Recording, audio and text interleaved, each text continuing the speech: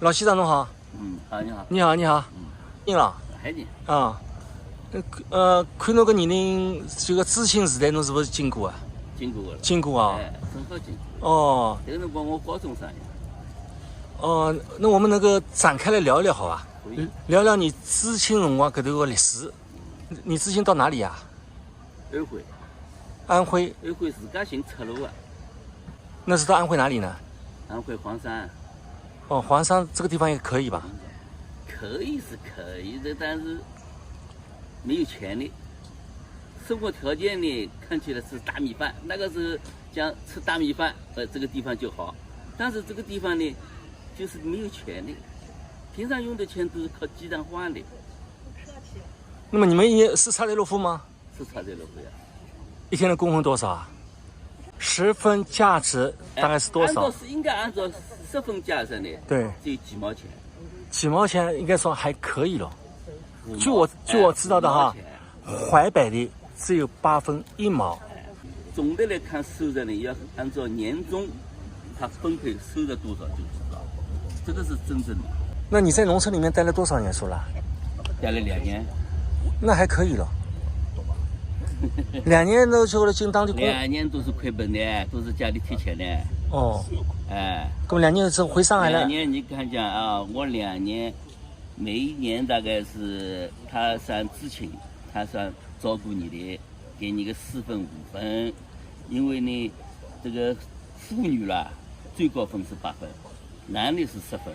哦。哎，因此讲你拿个4、5分，到了年终结算的时候，只有50-60块钱，口粮都不够。口粮全部口粮打回来要80多块钱，那就是讲还超支起码20-30块钱。问家里拿了。问家里拿，不过我这2年没有拿，因为呢，我们下去的时候呢，有一笔钱的，有个400多块钱的，他这个就是叫安置费，对吧？你要到农村去，对吧？农具要添置。这个工具啊，这个粉桶啊，什么书衣啊，什么租的房子啊，这个都要生产得花钱的，这个就是属于安家费。那农村2年，那后来就进工厂了。哎，后来进工厂。就到当地的工厂。当地的线板工厂。线板工厂条件也相当落后的，就相当于我们上海当时的这个理论加工厂。理论加工厂，一个厂只有200-300个人，有的厂子100多个人。那就也是那边退休回来了咯，还是怎么了？退休啊？那是当时当纺车，如果进厂当纺车，你这个东西不好讲嘞。进了这个厂，在厂里呢大概是20来年呢不景气了，工厂都不景气了，哎，下岗了，破产了。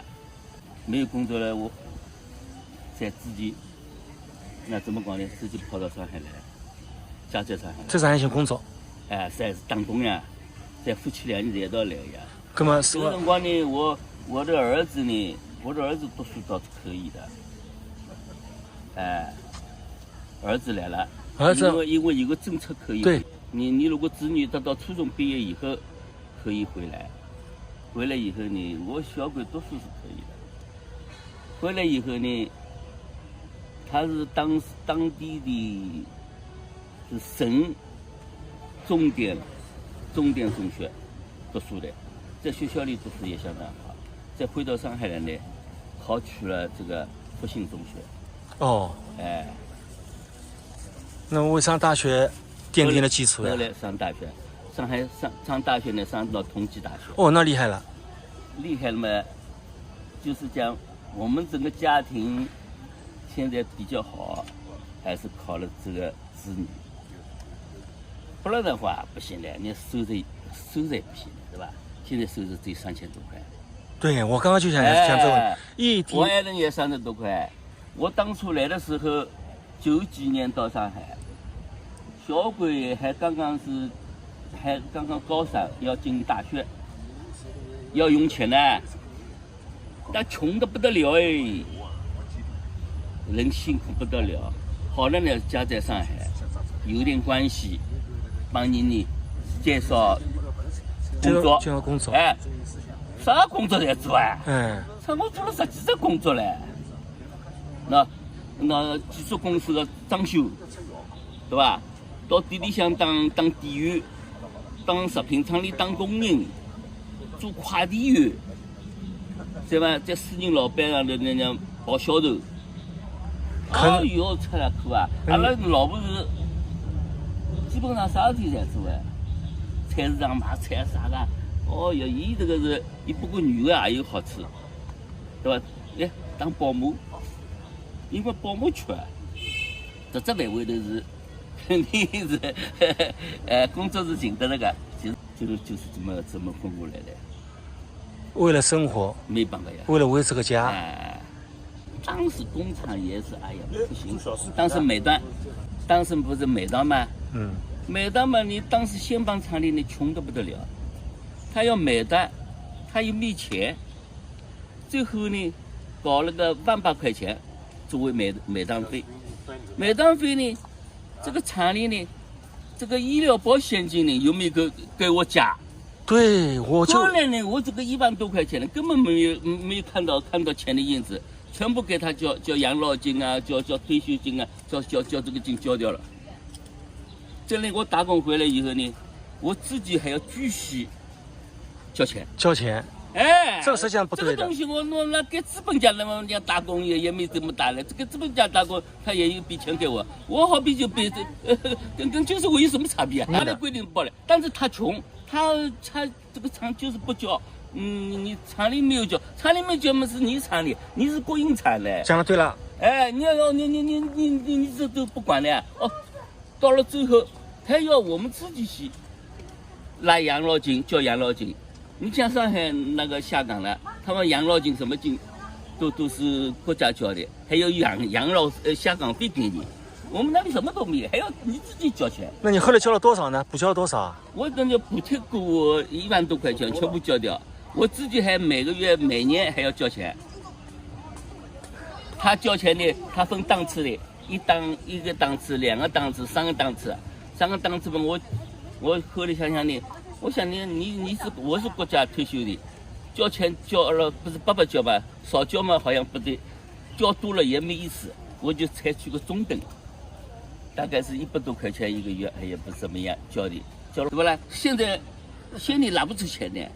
当时下岗，厂关门，厂里的职工全部跑到这个县政府进驻，进驻了1天，吃不消了，妈都不起薪，起薪也没用。对了，一个厂里啊只有800个人，你妈的有时都是妇女啊，都是什么，都是中年的职工，那交了跟不交的人还要自己交，你如果真的不交的话，那你退休金可能还要少。对呀，哎，这个确实是跟养老金有关系。这问题给你出题目做了呀。哎，你交还是不交？不交你养老金就少。哎呀，是这个意思吧？哎，当然了，他跟你交养老金有关系，你不交又不行，你不交你自己吃亏不着的。是的。交了又心里不舒服。对。对不啦？我当初招工的时候，你还要，当时招工还讲条件的，讲出身，讲表现。乖，好像选人家当兵，也要有当兵的这个资格，对不啦？你家里出身不好，他还要审查。你讲到位了。当时异地的能够进当地工厂的都是比较优秀的，表现比较好的。我是68年插队的，大概70年上来了。70年的上来之后，国家还是相当讲究成本的。因此讲，你从农村里面要招工，要进单位，他这个审查还蛮紧的。为了这个招工审查，他这个县里还专门开会，人家反映这个知青里面有出身不好的，他还专门组这个调查团审查，到上海来审查。